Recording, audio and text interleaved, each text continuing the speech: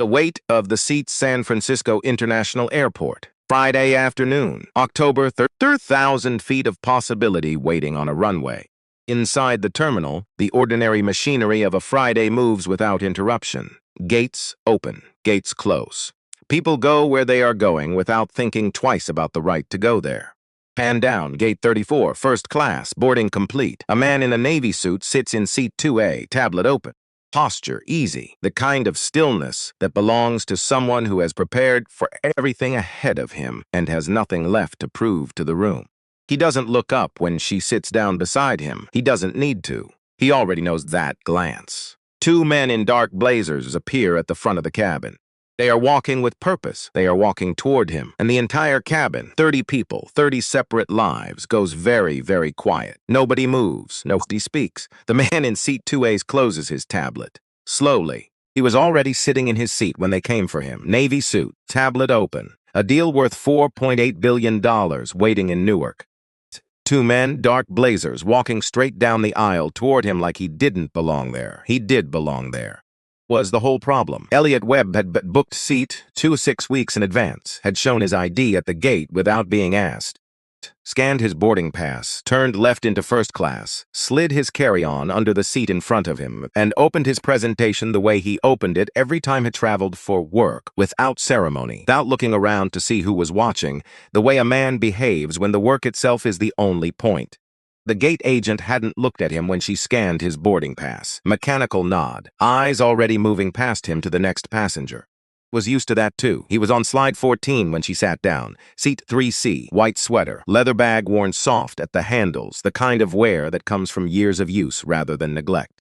She glanced at him as she lowered into the seat. Not a long glance, half a second, maybe less, but it held in a way that Elliot had been reading since he was 12 years old. A glance that lasted one beat longer than curiosity and stopped just short of anything she would have been able to name. Slide look up. 14. Predictive rerouting logic. Third quarter performance benchmarks. The data that had made Carol Briggs at Pinnacle Airways sit forward in her chair 8 months ago during the preliminary presentation and say, in a voice stripped of corporate diplomacy, that she had never seen anything like it. He kept reading, except the woman in the white sweater didn't open her book, didn't reach for her phone, didn't do what people in first class do when they've settled in and intend to use the next 5 hours for something. And Elliot could feel it the way you feel pressure change before weather arrives. Not dramatic, not announced. Just a shift in the air that a person learns to notice when they've had enough reasons to. He told himself he was wrong.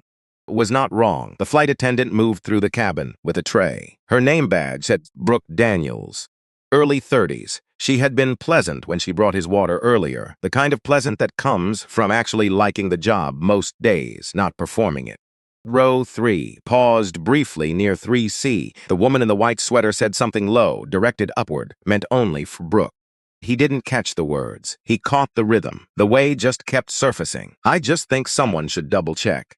He just hasn't responded. He's just been sitting there. I don't know. Brooke, something just feels off. Brooke Daniels looked down the cabin. Her gaze traveled the rows and arrived briefly at seat 22A at Elliot, sitting with a tablet in a suit. Reviewing what were obviously work documents, in the way a person reviews work documents when they have a significant meeting in 2 days and intend to be ready for it. She hesitated. Elliot saw the hesitation, saw the small internal adjustments at the moment a person decides against the thing forming in their chest because something larger is pressing in from the other side. Back at the woman in the white sweater, gave a nod that wasn't agreement so much as the path of least resistance. Then she walked toward the cockpit. Elliot set the tablet down, looked at his water glass. The ice had melted. Here it is, not with rage, not even with full surprise, with a tired recognition of someone who has seen this shape before, who has learned to read the opening moves of it the way you learn to read any pattern you've encountered enough times. Picked the tablet back up, went back to slide 14, because what else do you do? 4 minutes later, 2 men in dark blazers appeared at the front of the cabin. Not uniforms, lanyards. The taller one had a radio they clipped to his belt. The other scanned row numbers with the focused expression of someone who has been given a specific task and intends to execute it efficiently, without ambiguity, without deviation. At row 2, sir, the taller one's voice was calibrated, professional, just loud enough for the surrounding rows to register without it sounding deliberate. Could you step off the plane with us for a moment? Elliot looked up, slow, deliberate. Is there a problem with my ticket? We need to verify a few things. I showed my ID at the gate. Boarding pass was scanned. No issues. That's right. This won't take long. The cabin had changed, not loudly. The specific quiet 30 people pretending not to be paying attention while paying complete attention. The man across the aisle had stopped scrolling his phone. 2 rows back, a conversation had paused mid-word. Nobody said anything.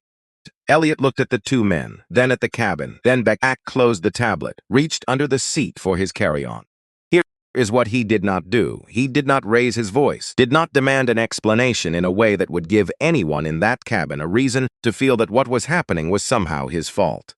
He understood, had learned this at a cost he had never fully tallied, that his anger in this moment would become the story. What caused it, not what it meant. Just his anger. So he stood straight and he walked. Behind him, the cabin exhaled. Conversations picked back up. The ordinary machinery of a Friday afternoon flight, and Brooke Dax stood at the far end of the aisle with both hands gripping the cart handle, watching him go. Her face was a held breath, the face of someone who knows exactly what is happening and is already living in real time with the weight of having said nothing. Elliot did not look back, but he had seen her. He filed it away the way he filed everything that would matter later. Bridge corridor, off gate 34, had a low ceiling and fluorescent lighting that committed fully to making everyone look unwell. 3 plastic chairs along one wall, the kind of space designed to feel temporary because the conversations that happen in it are supposed to be brief. Taller man, lanyard, reading Doug Farrell, gestured toward the chairs. Elliot did not sit. Could you confirm your name, sir? Elliot Webb. Purpose of your trip? Business. Meeting Monday morning in Newark. Returning Friday. Farrell wrote something on a notepad. An artifact of officialness. The prop you use when you want the person across from you to feel that a record is being kept. And your employer? Elliot looked at him evenly. I'm the CEO of my own company. A pause. The name of the company? Logic. Another pause, longer than the first. We're currently finalizing a $4.8 billion integration contract with Pinnacle Airways. Eyes on Farrell. The airline? Your airline. Farrell's pen stopped moving. He glanced sideways at his colleague. Something passed between them, a rapid, quiet recalculation. The kind of look 2 people exchange when they've just understood something they wish they had understood considerably earlier. Supervisor Sandra Hess arrived 2 minutes later. Clipboard. The measured, apologetic tone of someone who has handled situations like this before and developed a process for containing them. She did not offer her hand. Mr. Webb, we sincerely apologize for the inconvenience. It appears there was a miscommunication from within the cabin. Someone thought I didn't belong in that seat.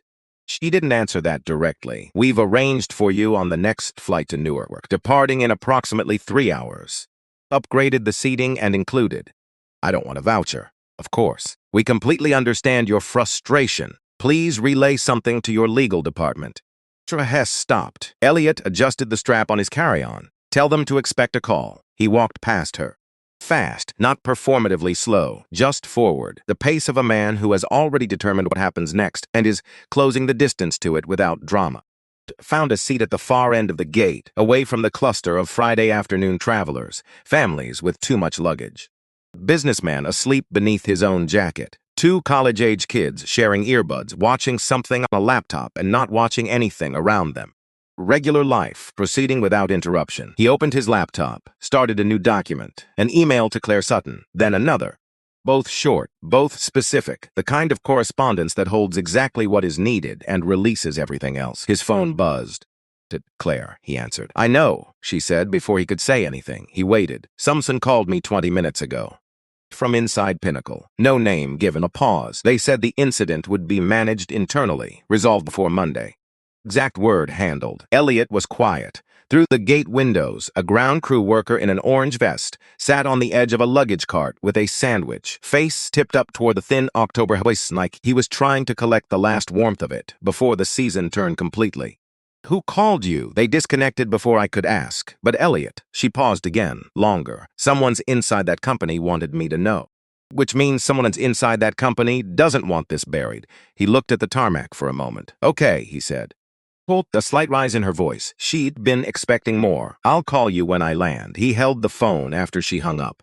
Set it face down beside the laptop. Opened the presentation. Went back to slide 14. The temperature board across the gate flickered.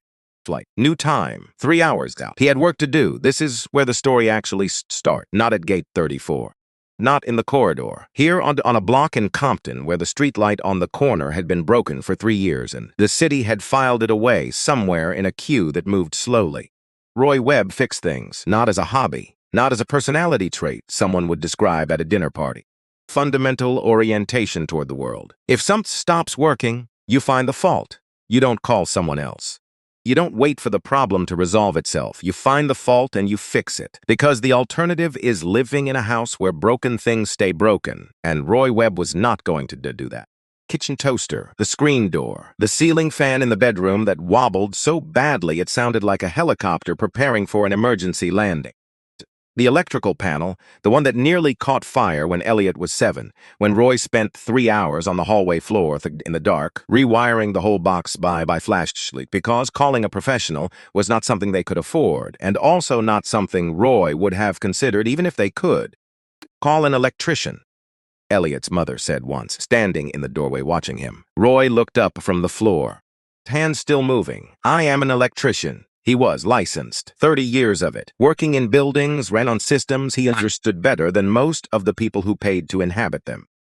He entered through service doors and finished before the morning staff arrived, and he came home with hands that smelled like copper and settled into a dinner table quiet that had depth in it if you knew how to read the layers. Elliot learned to read them early. At 10, he could rewire a lamp correctly on the first attempt. At 12, he dismantled the family's broken fax machine, not to fix it immediately, but to understand it first. He arranged every component on the kitchen floor in a grid, studied the relationships between them, then reassembled the entire thing in just under 40 minutes. His mother stood in the doorway for the last 10 minutes of this and said nothing at all, which in her vocabulary meant she was impressed. 16, he tutored kids from 2 grades above him in calculus for $5 an hour. Not primarily for the money, though the money mattered. For the thing that happened in the moment when a concept clicked inside someone else's thinking, and you could see it happen, a small, visible change, like a light finding its circuit. Was the thing Elliot kept going back to. Not the knowing, the transfer of it. Roy noticed. He didn't talk about it. Roy Webb was not a man who spoke about things before he'd decided they were worth saying. One evening, junior year, a letter from Stanford sitting on the kitchen table between them. Scholarship inquiry, early application, the envelope already open, because Elliot had read it 4 times in his room before bringing it downstairs. Roy looked at it for a long moment. He said, "You're going to go somewhere they're not used to seeing you." A pause. Go anyway, that was it. No additional instructions, no list of warnings or preparations. The compressed understanding of a man who had built things through back doors his entire working life and believed, with a quietness that was not the same thing as resignation, that building them was still worth doing. Elliot went anyway. Stanford, computer scientist, 4 years of walking into rooms and registering with the precision of someone who has learned to do it quickly, the exact temperature of each one.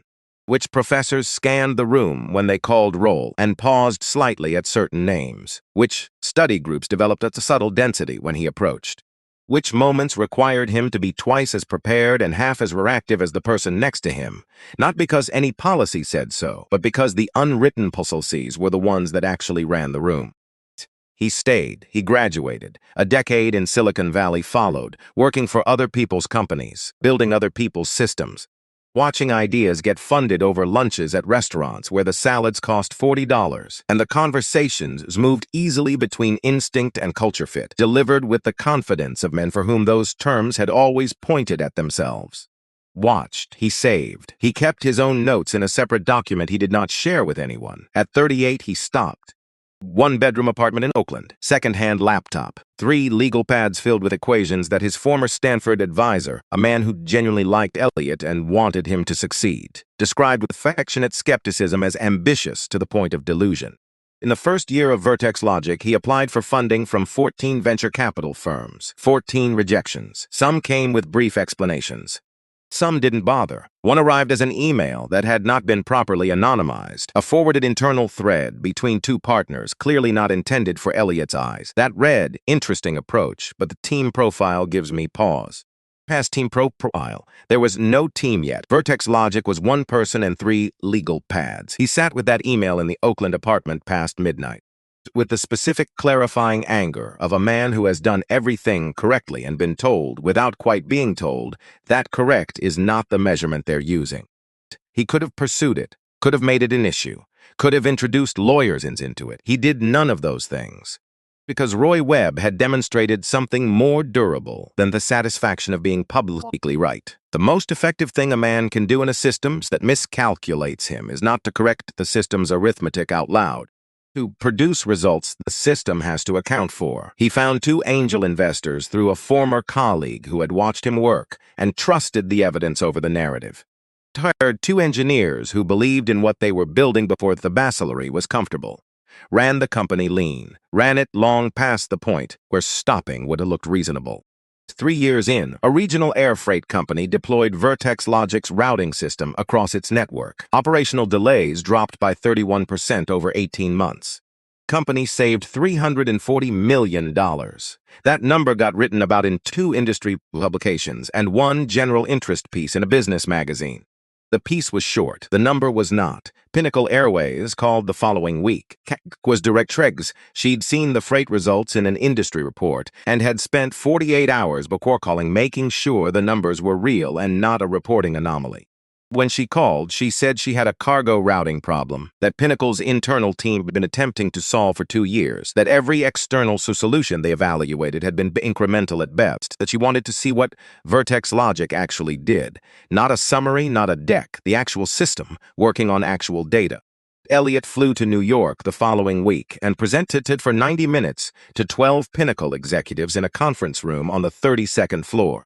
He knew the material without effort, had built it from the ground up, but knowing something completely and presenting it in a room where the default assumption is skepticism requires a specific one that doesn't come from confidence alone. It comes from not needing the room to confirm the work before you show it. From having decided, somewhere prior to walking in, that the work is what it is regardless of how the room receives it. At the 40-minute mark, Carol Briggs leaned slightly forward. How soon could you realistically deploy? 8 months of negotiations followed. Contracts drafted and revised. Legal teams from both sides reviewing language around exclusivity and IP. A preliminary agreement signed in late August. Final terms meeting scheduled for Monday, October 14th in Jersey City. $4.8 billion. 7 years. A full integration across Pinnacle's cargo network that would, according to the projections both sides had signed off on, reduce delays by 20% and generate operational savings that dwarfed the contract value within the first 4 years. Elliott had reviewed the final presentation so many times that he could recite individual slides without the screen. He had in fact done exactly this, at 2 in the morning in his home office in Oakland, running through them aloud while the house was quiet, not because he doubted the content, but because movement helped him think and thinking helped him sleep, and he hadn't been sleeping well. 6 weeks before the flight, he booked seat 2A. The second flight to Newark boarded at 7:42. He was at the gate before the first group was called. He found his new seat, upgraded, as Sandra Hess had arranged, settled in, and opened the tablet. He did not sleep on the flight. He worked, moved through the presentation from the beginning, not because anything needed changing, but because the act of moving through it was its own kind of preparation. By the time the plane began its descent into Newark, he had reviewed every slide twice and made 4 small adjustments that improved 3 transitions and 1 data label. He closed the tablet as the wheels came down. Outside the window, the lights of New Jersey spread in all directions. Ordinary, unimpressed, proceeding on schedule. The hotel room had everything and felt like nothing in particular. Clean, quiet. A window with a direct view of a parking structure across the street, which accepted the first cars of the morning impassively every day and released them at the end of it, and had no recorded opinion about anything that happened in between. With 4 pillows, a desk lamp that hummed at a frequency just below the threshold of annoyance if you weren't paying attention and precisely at it if you were. Elliott sat on the edge of the bed with his jacket still on. He hadn't ordered food, hadn't turned on the television. Been in the room for 20 minutes doing nothing, which was unusual for him. He was not, by nature or practice, a man who did nothing. He called Diana. She picked up on the second ring, which meant she had been awake and waiting, not because she'd been told to, but because she had heard something in his earlier 3-word text, landed. Told her what kind of later it was going to be. Hey, her voice, exactly as it was. No performance in it. Hey, a pause. The kind that has been practiced over 21 years of marriage and no longer needs to explain itself. Something happened on the plane, he said. So she waited. They pulled me off before takeoff. Security wanted to verify my IDs and seating. A longer pause. Are you okay? Yeah, Elliot. I'm in the hotel. I'm okay. He could hear her breathing. Picture the kitchen. The counter, the light above the sink she always left on, her hand flat on the surface the way she stood when she was thinking through something that hadn't finished forming yet. Do you still want this deal? She asked. He didn't answer right away, which was its own, sir. I don't know yet, he said. No pressure in that word, not concern edging toward advice, just room, the particular kind of room Diana created by deciding to trust him with his own process. Hear you, I'm here, figure it out. How's Maya? Physics project? Circuits and resistance. Your father came by to help. A slight warmth in her voice. She asked him to come, which as you know is different from letting him. Entirely different, he almost smiled. Get some sleep, Diana said. Call me after Monday. Yeah, and Elliot. Beat. One specific beat. You don't have to prove anything to anyone in that room. He held the phone after she hung up. He called Roy. Roy answered on the third ring, directly, without greeting. You land okay? Yeah, Dad, I'm in the hotel. Ground sounds, the low metallic rhythm of someone working in a garage. Roy was at the house. Of course he was. He'd been going over there to help Maya with her project and had apparently stayed. Diana said you called her first. Good. Roy Webb did not do small talk. Small talk was for people with something to hide or nothing worth saying. Things worth saying. He simply waited until the right moment to say them. Elliot told the story straight.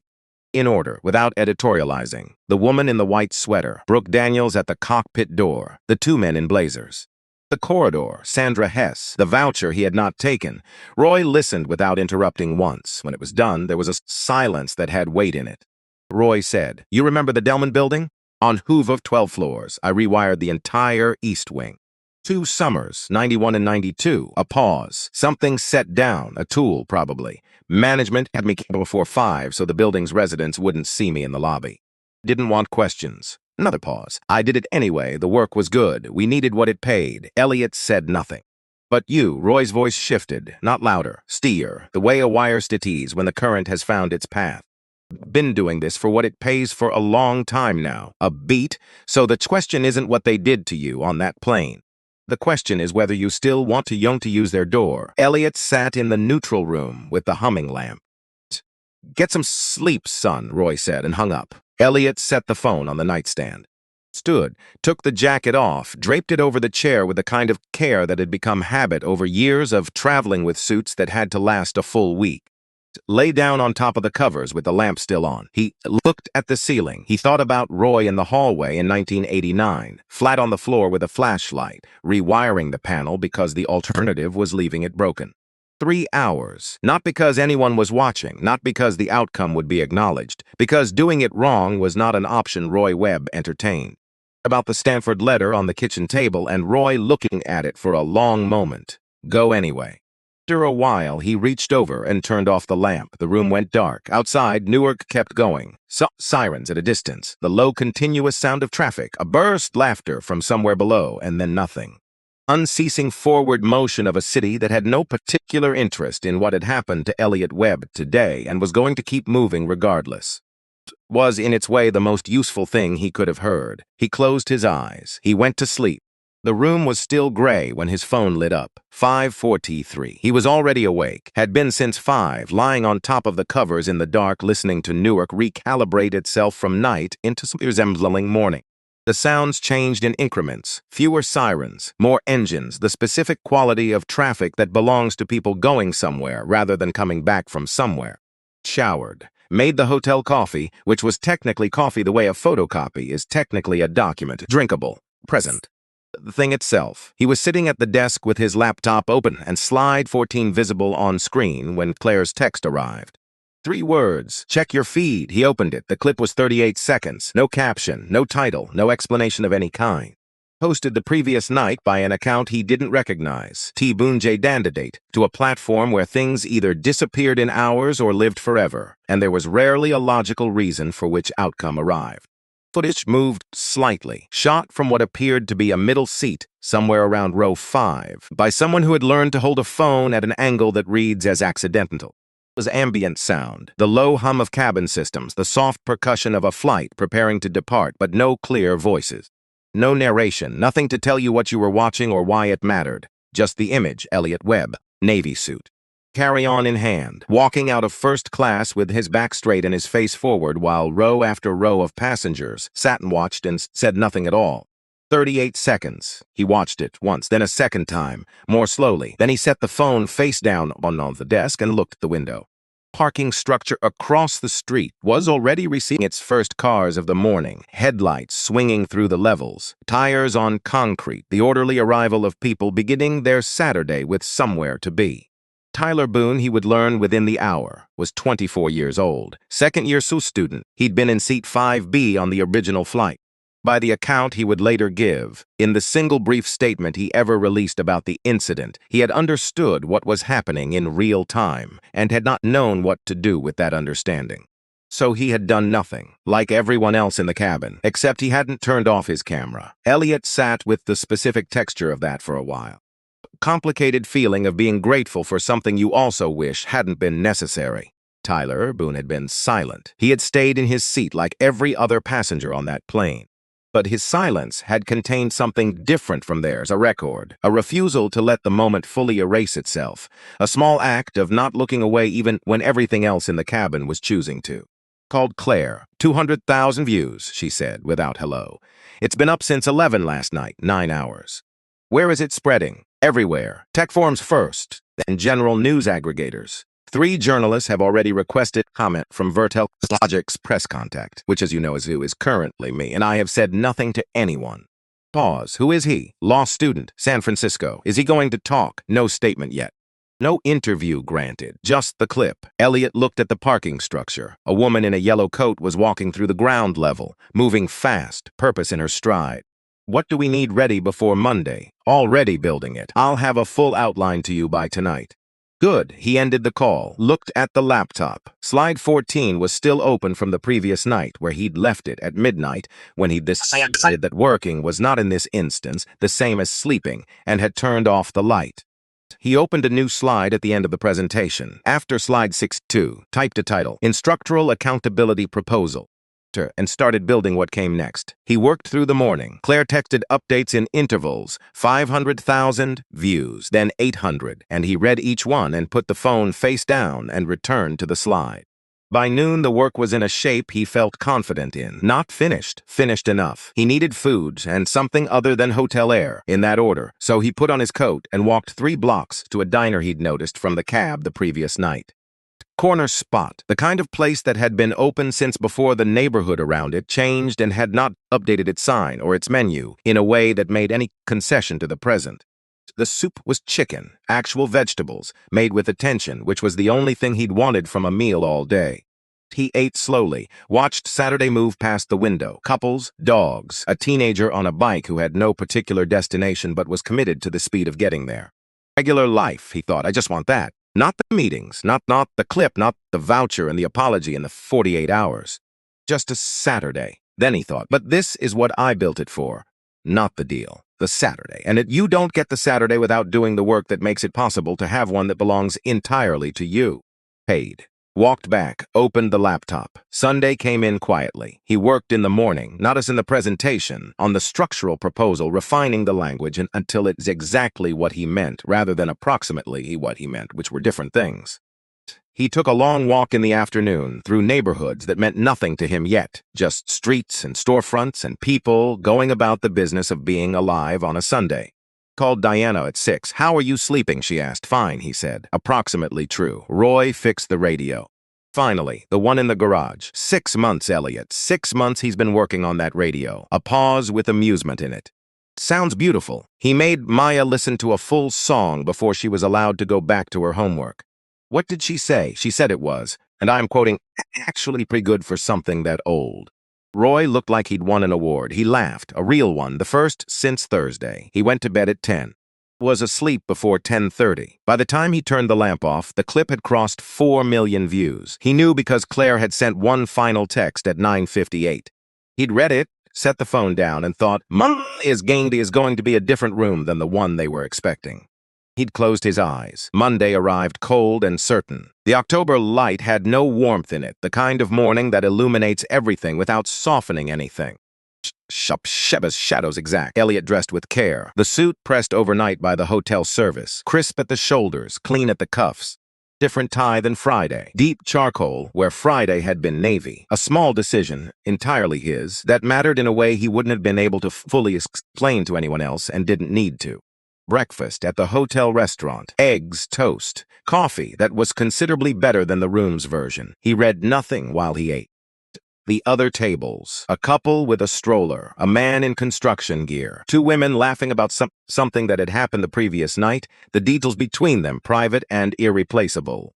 He took a cab across to Jersey City. The conference was on the 14th floor, floor-to-ceiling windows on the east side, Manhattan visible across the river, performing its usual impression of being the center of everything. A long mahogany table, 14 chairs, water bottles placed at each setting by someone who had arrived earlier to make the room look ready. Tray of bagels that no one was going to eat. Carol Briggs stood when he came in, late 50s.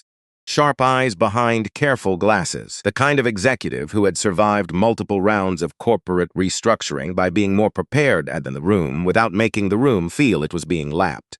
At him directly when he entered, which he noted. A pause. I don't know where to begin. Down. I know. She gathered herself.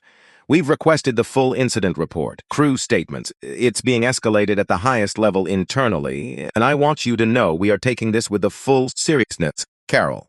He said her name once, without sharpness. I hear you, and I appreciate that, but that's not what I'm here to discuss today. Pause moved through the room like a current finding its path. Gerald Fitch, the CFO, cufflinks, careful posture, the composed authority of a man who had been the most financially precise person in most rooms he'd occupied, shifted slightly. The head of legal stopped writing. The two VPs Elliot had met once in April exchanged a brief glance. He opened the laptop. Past slide 62 to the new one at the end. Instruct accountability proposal. When Vertex Logic deploys to your cargo hubs, he said, my engineers are on site. For months, in some cases considerably longer. Next slide. Faces, names, his team, 50 people who had built this system from nothing alongside him, who had taken the salary cuts in the early years and stayed, who had written code and argued about architecture on Saturday mornings because they believed in what they were building.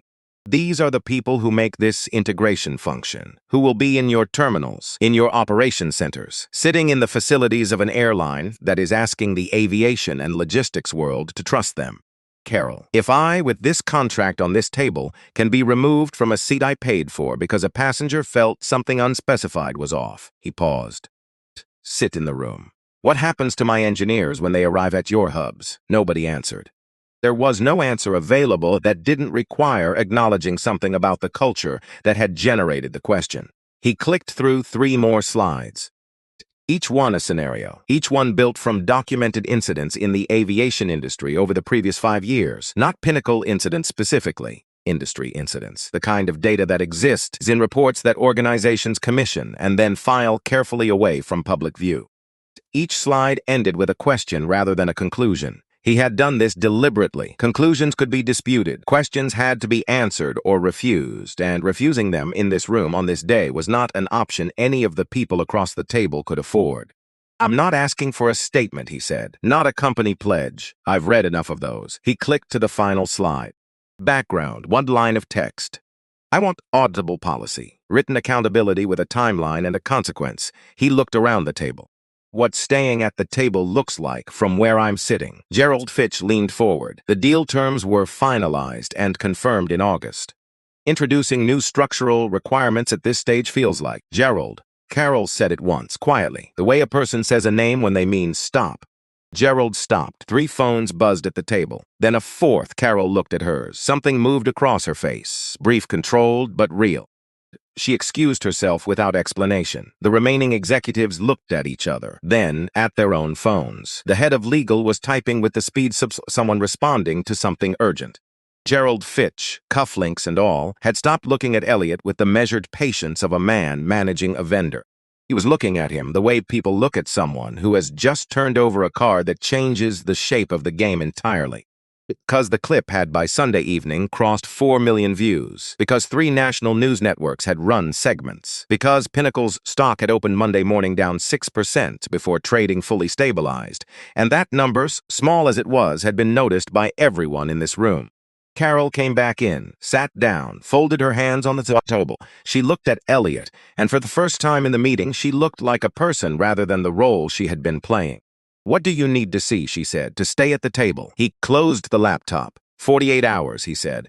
"I'll be in touch." He stood, picked up his bag. No handshakes. He walked out of the room the way he walked out of everywhere that mattered. Fast, not slow, forward. The cab back to Newark smelled like pine air freshener and old upholstery. The driver had the radio on low, a talks station where 2 people were disagreeing about something with great conviction and limited information. Elliot watched New Jersey flatten into the late afternoon light through the window and let the voices run beneath his thinking without landing. Owen Garrett called at 412. He knew the number. CEO of Horizon Air, they'd spoken once before, 6 months ago, 1 week after the preliminary agreement with Pinnacle was signed. Elliot had told him, directly and without apology, that the timing was wrong. Owen had said he understood and had not called again. Until today. "I'm not calling about the deal," Owen said. Before anything, Elliot waited. "I watched the clip. I wanted to reach out. A pause, not the strategic pause of a man building toward a point, but the real pause of someone choosing words with care. As a CEO, as someone who recognized that walk. Outside, the highway opened up, the flat expanse of industrial New Jersey. Warehouses, water towers, the skeletal overpass structures casting long shadows in the low sun. "You've taken that walk," Elliot said. "More than once. A beat. And I know what it costs to take it and not break stride."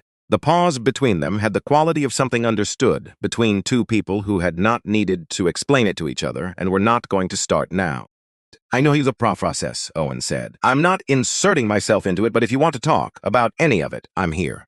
"I'll remember that," Elliot said. Not a courtesy, a note made in a place he intended to return to. Owen Garrett could hear the difference, and he let the call end without pressing further. The cab pulled up to the hotel. Elliot paid, walked through the lobby, rode the elevator to his floor. He ordered dinner for first time since arriving in Newark, something real from the hotel restaurant delivered to the room. He ate at the desk with the window open a few inches, letting the October air in, cold enough to be bracing and not yet cold enough to be unpleasant. He ate slowly, looked at the parking structure. The upper levels were already dark. Then he opened a notepad, paper, not the laptop, and wrote by hand the things he needed answered before the 48 hours closed. Not a strategy document, not a list of demands, just the honest questions in the order they had weight. What does it mean to sign with a company that produced this? What does it mean not to? What does Maya see when she looks back at this week in 10 years? Wrote for 40 minutes, read it back once, set the pen down, turned off the desk lamp, went to sleep. Claire arrived at 7 with a leather portfolio, and the expression she used when she had already fully processed what she was carrying so she could deliver it without the first unsteady draft of her own reaction getting in the way. Across from him at the small table by the window, set the portfolio on the surface between them. Opened it, printed documents, internal emails, a project timeline with a name on the cover page that Elliot recognized, a term he had coined in his first public presentation on predictive rerouting 4 years ago. Below that name, a budget structure routed through 3 subsidiary accounts, and below that, a team roster of 11 engineers. She said nothing while he read. It took 14 minutes. He read each page completely, set it face down when he finished. Moved to the next. When he set the last page down, he looked out the window. The parking structure, same structure, different cars, same indifferent concrete. "Where did this come from?" he said. "Same person who called me Friday. Still no name." Claire's voice was level. She had decided before arriving that her job tonight was clarity, not reaction. Physical delivery. Courier to the Oakland office this morning. They signed the delivery log as J. Doe, which tells us nothing, and the handwriting on the envelope is printed rather than cursive, which tells us even less. The pages stacked neatly on the table. What they contained across those 12 pages of Pinnacle's own internal communications was a complete and documented account of the following. For 14 across the entire duration of the negotiations with Vertex Logic, Pinnacle Airways had been operating a parallel internal development project. The project had a name borrowed from Elliot's own public-facing terminology. It had a budget concealed within subsidiary accounting lines. A team of 11 engineers working toward a system that Pinnacle intended to own outright, with no licensing fees, no exclusivity obligations, no external partner. The deal with Vertex Logic had never been about integration. It had been about time, buying enough of it, keeping Vertex Logic occupied, contracted, locked inside exclusivity clauses that prevented them from working with competitors, busy with the machinery of a negotiation designed to run long, while Pinnacle built their own version in the background. $4.8 billion spread across 7 years, structured to delay rather than advance, not to use what Vertex Logic had built, to slow it down long enough to replicate it. Elliot sat with this, not with the hot version of the feeling it should have produced. Not the version that wanted to put a fist through something or call someone at Pinnacle and let them hear exactly what he thought. The colder, clearer version, the one that arrives when a thing you had half suspected is confirmed, and the confirmation doesn't produce surprise so much as direction. About the 14 venture capital rejections, the forwarded email. Team profile gives me pause. He thought about 3 legal pads and 1 secondhand laptop and 2 engineers who had taken the early salary because they believed the work was worth believing in. Thought about building something they couldn't ignore and discovering they had decided instead to steal it. Claire, he said, what do we need to exit the exclusivity clause without penalty? She looked at the documents, then at him. On what grounds? He tapped the stack of pages. On these, she looked at the documents again, then opened the portfolio to a clean section at the back. Her pen. The sounds of it in the quieter was small and precise. Okay, she said. They worked for 2 hours. Claire mapped the legal pathway, the specific language in the exclusivity clause, the breach provisions buried in Section 14C, the documentation requirements for invoking them. Elliot asked questions and made notes and pushed back on 2 of her assumptions and accepted the third when she explained the reasoning fully. By 9, they had a framework. By 9:30, Claire had packed the portfolio and called a car. I'll have the full filing ready by noon tomorrow, she said at the door. You'll need to review and sign before I submit. I'll be ready. She left. He sat at the desk without opening anything. The room had the particular quiet of a space that is just emptied. Claire's chair was still pulled slightly away from the table. Portfolio was gone. The 12 pages were gone, but the weight of what they contained was still in the room, sitting where the documents had been. At the empty space on the table for a moment, then he looked at his phone. Owen Garrett had said, on Monday afternoon, 4 words that had stayed with him since the cab ride back from Jersey City. I recognized that walk. Not I saw the clip, not I heard what happened. He had recognized the walk, which meant he had taken it. Which meant he understood, without being told, not just what the walk looked like from the outside, but what it cost from the inside to take it without breaking stride. Elliot had told him he'd remember the offer to talk. He was returning to it now. He picked up the phone, found the number, called. Owen picked up on the second ring. I've made a decision, Elliot said. Pinnacle is done. I want to talk about moving forward, not in principle, actually moving forward. A pause, genuine, not strategic. Tell me what you need, Owen said. They talked for 40 minutes. Not about numbers yet, about structure, about what Elliot needed the partnership to be before any contract language could make it real. Full IP ownership retained by Vertex Logic, a seat on the Operational Advisory Board, and the doc clause he'd been thinking about since the documents landed on the table. An annual third-party audit of equity practices in technology deployment, with real consequence attached to non-compliance. Language. Consequence. Owen didn't say he'd take it back to legal, didn't ask for time to consider. Write it exactly the way you want it. We'll sign it. Elliot set the phone down after the call ended. Looked at the ceiling. The 40 minutes had been about principle and foundation, what the deal needed to be before the numbers could mean anything. Actual figures, the deployment timeline, the specifics of the first site, all of that would come later, in Oakland, when both sides were in the same room and ready to build rather than just agree to build. But the foundation was set. He turned off the lamp, lay down on top of the covers. The city outside was doing what it always did, ongoing, indifferent, forward. Traffic at a distance, a siren somewhere, and then nothing. The ordinary sound of a place that had no idea what had just been decided in a hotel room on a Tuesday night and was going to keep moving regardless. It was, in its own way, a useful thing to fall asleep to. He was asleep in 10 minutes. The flight landed at 11:42. Diana was at arrivals. She was never at arrivals. They had an agreement about this, unspoken, arrived at gradually over years of frequent travel, rooted in something Elliot had said early in the Vertex Logic years about airports being inefficient and pickups being unnecessary and cabs being perfectly adequate. Diana had accepted this position with the mild disagreement of a woman who thought the policy was wrong, but had other battles she considered more worth fighting. She was there anyway, standing near the exit doors with a coffee from the place 2 blocks from their house. White, his order unchanged for 6 years, she handed it to him when he came through without making a moment of being there. No explanation, no look that said notice I came. Just the coffee, transferred from her hand to his, the way you give someone something they need without requiring them to thank you for knowing they needed it. Took it, looked at her. She looked back at him the way Diana looked at things she was taking full inventory of before she responded to them. Not searching for damage, exactly. More like confirming that the person standing in front of her was still the same person she'd spoken to on Sunday evening and not some diminished version the week had produced. Whatever she found, she was satisfied with it. Roy's at the house, she said. I figured. Maya has a half day.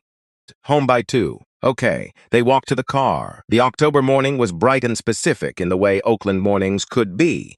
The light doing something particular with the hills, the city proceeding through its Wednesday with complete indifference to anything that had happened to Elliot Webb in New Jersey. He held the coffee with both hands and watched the the window. Did you eat on the plane? Yes. What? A sandwich. What kind? Turkey. It was fine. She made a sound that communicated her complete assessment of airplanes' sandwiches and let it go. They drove the rest of the way in the quiet that had taken years to build between them and that Elliot valued in certain moments more than almost anything else in his life.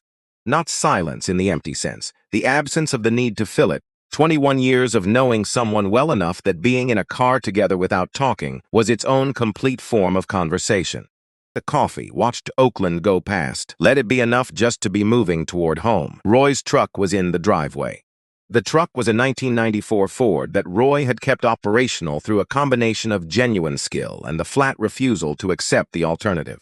Rust along both wheel wells, a side mirror secured with electrical tape, a repair Roy had made 7 years ago and had never revised because it worked and working was the standard. Truck started every single morning without exception, which Roy considered the only metric worth tracking for a vehicle or for most other things. Roy himself was in the garage. Of course he was. He sat on the low wooden stool he'd brought over 2 years ago and never retrieved, bent over the radio, the old Zith that had lived in pieces on the workbench for 6 months. It wasn't in pieces anymore. It was whole, assembled, a thread of jazz coming through the speaker, low and patient. A trumpet finds its way through a chord sequence with the unhurried confidence of something that knows where it's going and has decided not to rush the arrival. Roy looked up when Elliot came in, the specific Roy Webb nod, the one that contained complete awareness of everything that had happened and an absolute willingness to wait until the right moment to address any of it. Elliot set his bag against the wall, sat on the edge of the workbench. The jazz played. Outside through the open garage door, the lemon tree was visible in the yard, heavy with October fruit, producing at a rate that had become its own ongoing problem. Nobody in the house could use 60 lemons a month. The tree did not consider this its concern. Neither of them spoke. Roy turned the radio slightly, adjusting something on the back panel with the small flathead, even though the sound was already clear.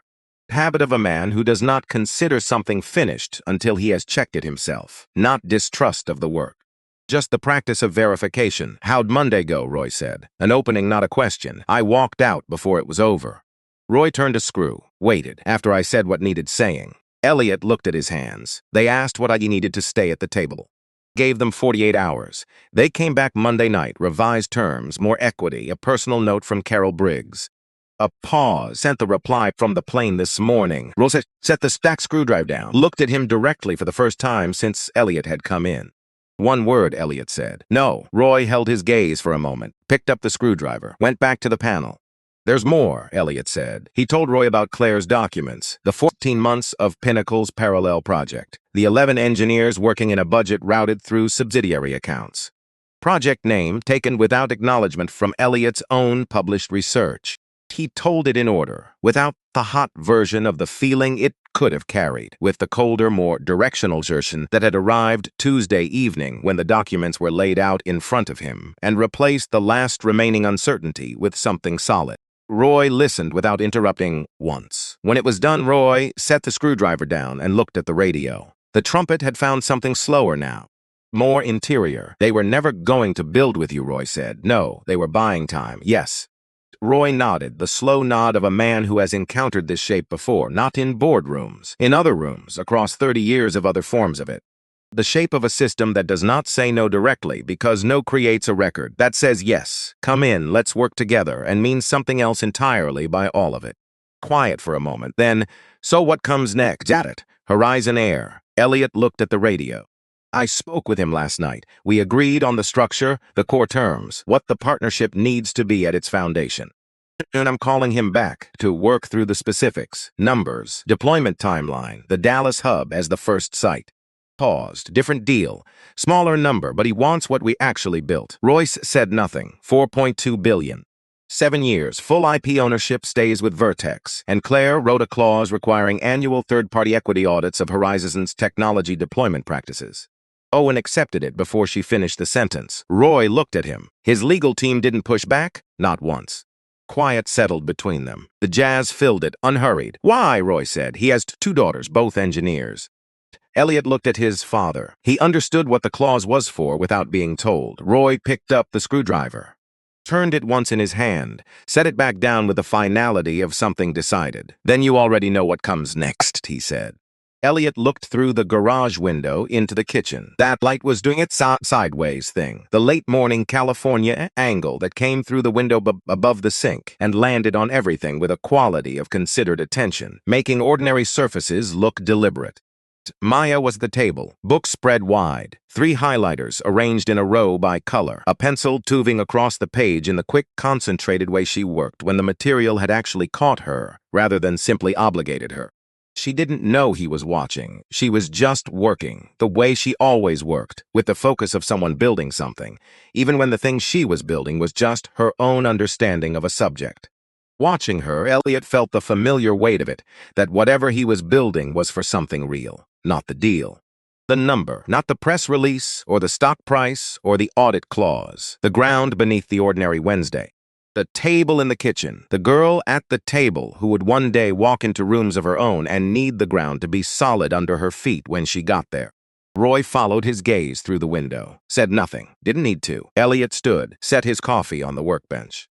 Went inside. Maya looked up when he came through the door. Dad, a beat. Then, with the candid precision of a 16-year-old who had not yet decided that softening her observations was a service she owed anyone. You look tired.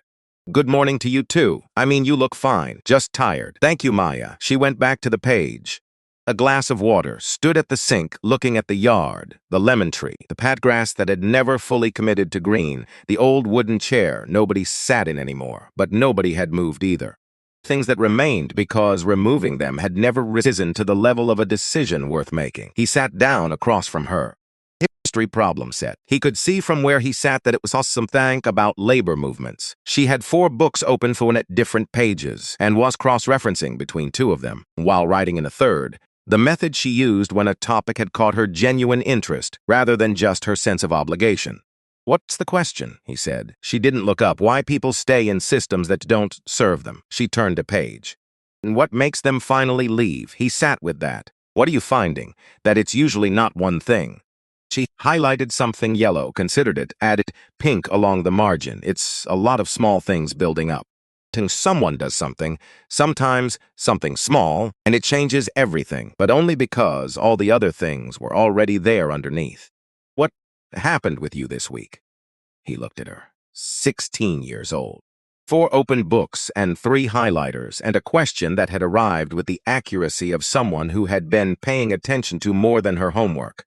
Yeah, he said. Something like that. She held his gaze with the evaluating steadiness she'd been developing since she was about 12. The look that meant she was deciding whether the answer she'd received was complete or just the version that was available right now. She seemed to decide it was enough for now. Okay, she said, and went back to the books. He sat there a while longer. Watched the pencil move, watched the highlighters get deployed in their systematic order. Listened to Roy's radio drifting through the wall. The trumpet had given way to a piano, something unhurried and interior. The playing of someone who wasn't performing for anyone. He stood, refilled his water, walked down the hall to his office, closed the door behind him. He sat at the desk.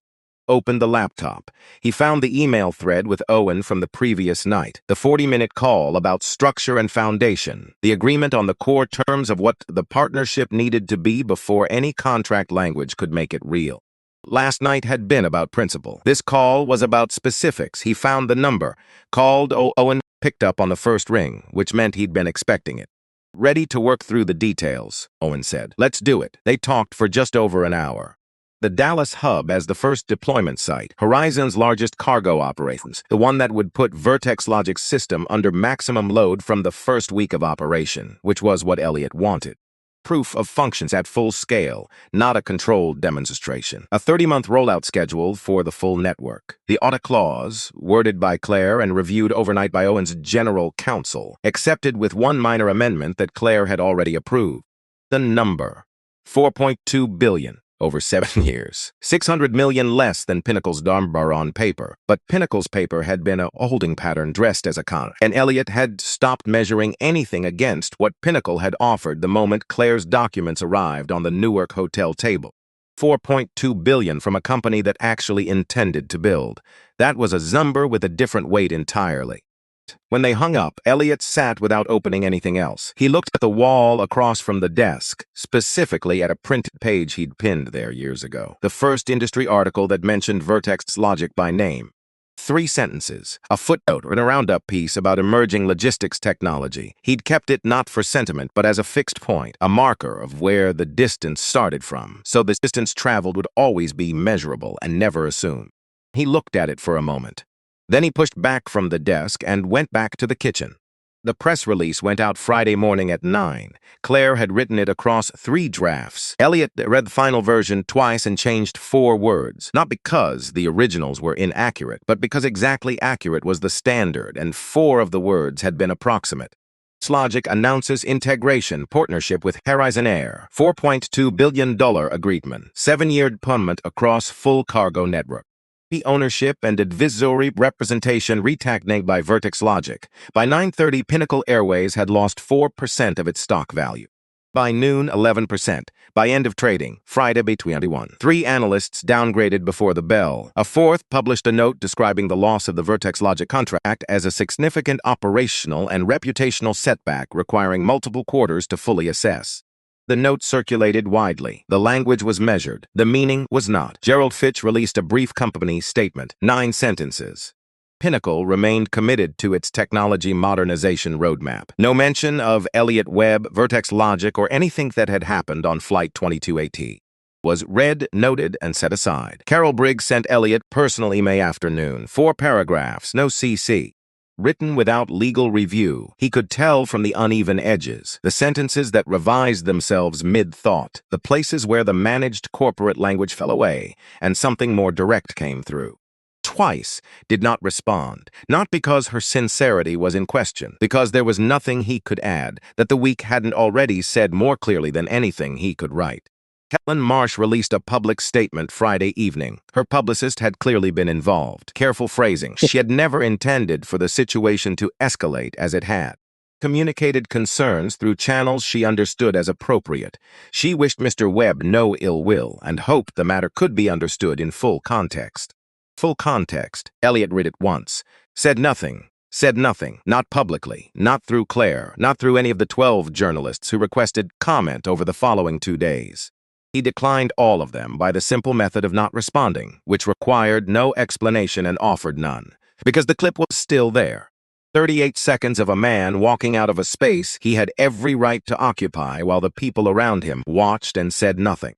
Already said everything Helen Marsh's statement could not revise. His silence beside it was not absence, it was a position, and it was legible to anyone paying attention. Tyler Boone declined every interview request, every network inquiry, every approach from documentary producers and literary agents who thought there might be a book in the experience of witnessing something important and not turning away from it. Posted one sentence on the Sam account where he'd shared the clip. 1 week after the flight, I just didn't turn off the camera.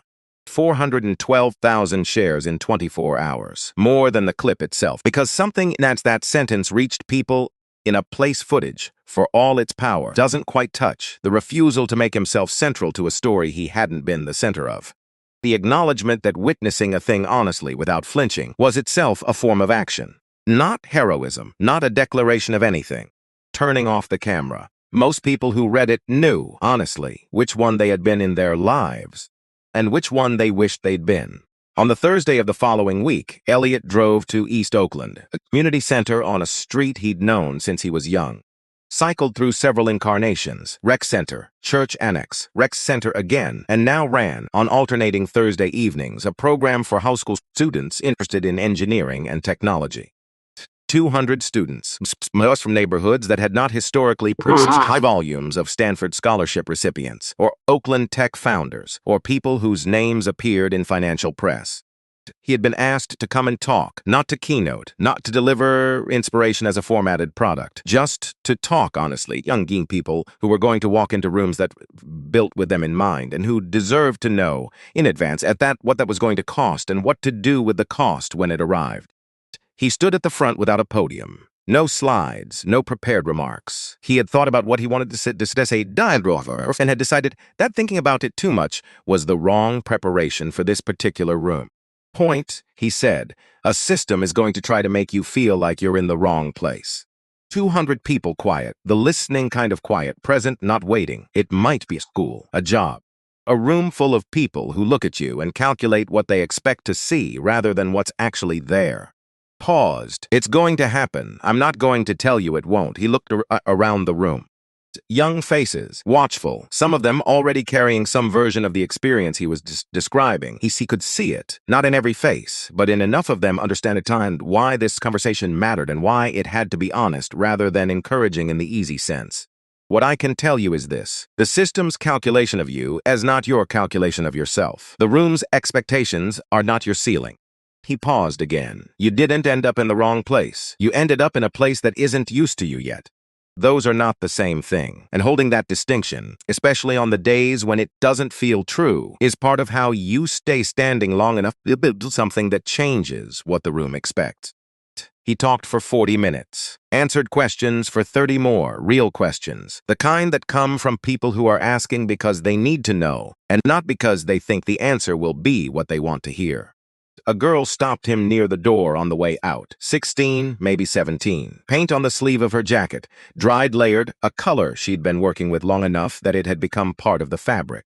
Focused eyes and the direct posture of someone who had decided early to take up her full amount of space in a room and was still deciding whether the decision had been the right one. Did you ever want to quit? She asked. When all of it was happening, did you just want to stop? About the corridor at gate 34, the hotel room with the humming lamp, Roy in the garage with the screwdriver, and the radio and the patience of a man who had always known that the work was the work, regardless of the door you entered through. Yes, he said. She waited for the rest. She didn't fill the pause with another question, which told him something about her. But wanting to stop and actually stopping are two different things. The distance between them is where most of the real work happens. Looked at her directly, and I had people who made the distance survivable. Figure out who those people are for you. Before you need them, not after. She nodded, slowly. The nod of someone seeing something real rather than something that has been said so many times it has lost its edges. Talk walked to his car. Drove home through Thursday evening Oakland, the city ongoing, lit up, carrying its 1,000 simultaneous stories with complete impartiality, indifferent to the fact none of them had just shifted in a community center on a side street in East Oakland. He drove home. The letter arrived at the Vertex Logic office on a Monday, paper envelope, handwritten, addressed in careful, slightly compressed printing, the hand of someone who had made the deliberate choice to print rather than write cursive, as if cursive felt too easy, too automatic for something that had required this much effort to begin. No return name on the back flap. Elliot's assistant brought it to him, assuming it was either personal correspondence, which had been arriving in unusual volume all week, some moving, some bewildering, all of it read, or a legal document which would not have surprised anyone. Was neither. 3 pages, handwritten on the instant's cursive after all. The printing had only been for the envelope, the outside-facing part. As if once she'd committed to sending it, the inside could be more honest. Careful handwriting that got slightly less careful by the 3rd page, the way handwriting does when a person has stopped editing and is simply writing what's true. It was from Brooke Daniels. She didn't open with an apology. That was the first thing Elliot noticed, and it was the thing that made him read the rest carefully rather than quickly. Opened with an explanation, not offered as a defense, offered as context she had decided he deserved. She wrote about the training protocols at Pinnacle Airways for cabin crew. Procedure for what was called internally a passenger concern report, the language used when one passenger raised an issue about another. Procedure was unambiguous. Act on the concern, verify afterward. The reasoning given in training was safety and liability. The effect in practice was that reaction preceded the single time because the inverse, investigating before acting, placed responsibility on the crew member if anything subsequently went wrong. The system had been engineered to make one kind of error feel safer than the other. She wrote about the layer below the written procedure.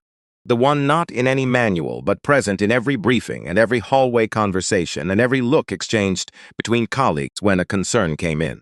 If you acted on a concern and it turned out to be unfounded, the passenger bore the consequence. But if you didn't act and something happened afterward, anything, however unrelated to the original concern, you bore it. Professionally, personally, the system did not distribute that weight evenly, she wrote. I looked at you before I walked to the cockpit. You were reviewing a presentation on a tablet, in a suit, looking exactly like what you were, a person doing their job before an important meeting. I knew there was nothing to act on. I knew it clearly. I went anyway, because my colleague was watching, because the procedure existed. It was been that job for 4 years, and it's understood, without having to think about it, what not following the procedure might cost me. She wrote, I have thought about that moment every single day since it happened. Not about what I should have said in the cabin, though I've thought about that too. What my silence cost you. Those are different things. The first is about me, the second is about you, and I think the difference matters enough to say so directly. She wrote, I'm not writing to ask for your forgiveness. I haven't earned the right to ask for that yet, and I know it. I'm writing because you deserve to know that someone on that plane saw what was happening and understood it was wrong. Even if she didn't say so in time to make a difference. At the bottom of the last page, in handwriting that had become slightly less careful, I hope what you build outlasts all of this. Think it will. Elliot read the letter twice at his desk, set it on the surface in front of him, and sat back. Looked at it without reading it a 3rd time. He thought about Brooke Daniels, standing at the end of the cabin with both hands on the cart, watching him walk out. Seen her face in that moment, the held breath of it, the weight of a person who knows what they are watching and is watching it anyway because they don't know what else to do. He had filed it away, in the place he kept things that mattered, without knowing what he would do with it. When he knew, he opened his desk drawer, took out a notepad, not the legal pad he used for work equations, but the smaller one, the one with better paper. Took the good pen, the one he used for things that deserves the effort of the right tool. He wrote for 25 minutes without drafting first and without stopping to revise. He wrote that seen her face as he walked out, that he had noticed her hands on the cart. He had understood in that moment that silence comes in more than one form, and not all of them carry the same meaning. Some silences are indifference, some are cowardice, and some are the sound a person makes when they are caught between what they clearly see and what the system around them has made very costly to act on. That the systems we work inside shape us in ways we can't fully see until we've stepped outside them. Seeing the shape of a system clearly, without the protection of pretending it isn't there, was the necessary first step toward anything else. Wrote that what mattered now was not what had happened in the cabin, but what she did next, not dramatically, by leaving the job or making herself a symbol of anything, just what she did next, in the ordinary daily decisions that accumulate over time into the person you become, whether you intended that accumulation or not. He wrote one more thing at the bottom of the last page. He did not share what it said. That part was between them. He folded the pages, found an envelope, addressed it by hand to the crew base address Claire had obtained through the exit documentation process. Sealed it, set it on the corner of the desk. Then he sat for a moment, thought about Roy at the Delman building. 5 in the morning, service entrance, East Wing, 2 summers, doing work that the building's residents never knew required doing. doing it right because doing it right was the standard he held, regardless of the door he'd come through. Thought about 3 legal pads and one second-hand laptop and 2 engineers who had stayed through the years when the salary was a statement of faith rather than a reasonable financial decision. Thought about 14 rejection emails, about team profile gives me pause, about building the team something couldn't ignore, about building something they had tried to replicate instead, which was, as in a way, the highest confirmation the work had ever received. Up the phone, called Claire. Is the audit clause finalized in the Horizon filing? He said, signed and submitted yesterday, she said. Good. A pause, Claire. Yes, thank you. A silence. Claire Sutton was not someone who accepted thanks by receiving it directly. She tended to redirect toward the next problem, the next thing requiring attention. But she was quiet for a moment before she spoke. Go home, she said. It's 4 o'clock. He went home.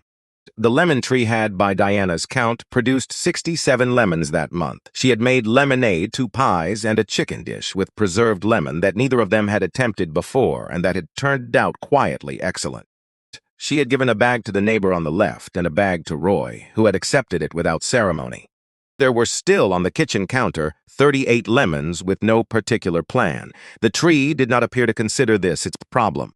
Roy was asleep on the living room sofa. He had fallen asleep in the middle of the afternoon. He'd been there since morning, helping Maya with a adolescence problem, then staying for lunch, then apparently sitting down to listen to the radio and deciding, without making a decision about it, that the day was done.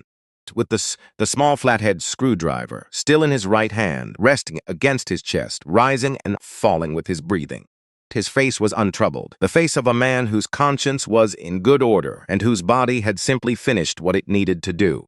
The radio was still on. He'd moved it from the garage to the side table because it sounded better inside and because the work was done. Low now, a piano, something slow and searching, working through a progression with the patience of music that is not trying to prove anything.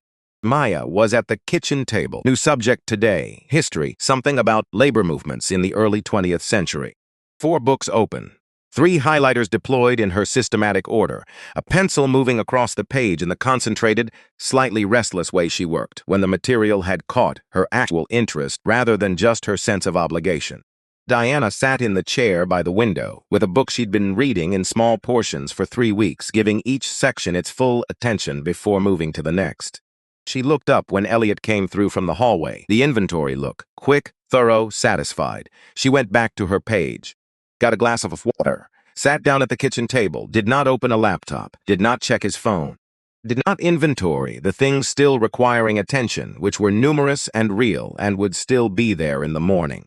Down at his own kitchen table and stayed there. Maya highlighted something yellow. It reconsidered, added pink, drew a thin blue line along the margin in a location that followed a logic only she had access to. Turned a page. Roy breathed steadily on the sofa, the screwdriver rising and falling. Outside, through the kitchen window, the rain had started. Soft, tentative. October testing the surface before committing. The lemon tree accepted it the way it accepted everything, by continuing to produce, indifferent to whether the conditions were ideal. Elliot held the glass of water with both hands, looked at his family, thought this, not the 4.2 billion. The press release, or the 21%, or Tyler Boone's 1 sentence, or Brooke Daniels' 3 pages, or the girl with paint on her jacket who had asked if he'd ever wanted to quit. The corridor at Gate 34, or the humming lamp in a Newark hotel, or the voucher he hadn't taken. The 14 rejections, or the forwarded email, or the 3 legal pads, or the second-hand laptop. Not any of it. The table, Roy's piano moving low through the wall, the rain against the window, the screwdriver in a sleeping man's hand. Maya's 3-color system spreading across 4 open books. Diana turning a page in a chair by the window, the weight of an ordinary Wednesday evening that was ordinary in every way that mattered. Spent a long time building things so that moments like this one would have ground to stand on. So the table existed, so the house around it existed, so the people at the table had what they needed and enough of what they wanted, and the ground under all of it was solid enough to hold them. Always known, while he was building, that this was the destination. He knew now. He set the glass down. Stacked exactly where he was in his house, at his table, in a space that belonged to him, not because anyone decided to grant it, but because he had built it. The way Roy Webb had taught him to build things, without stating it as a lesson, correctly, without cutting corners, without waiting for permission, and not because anyone was watching.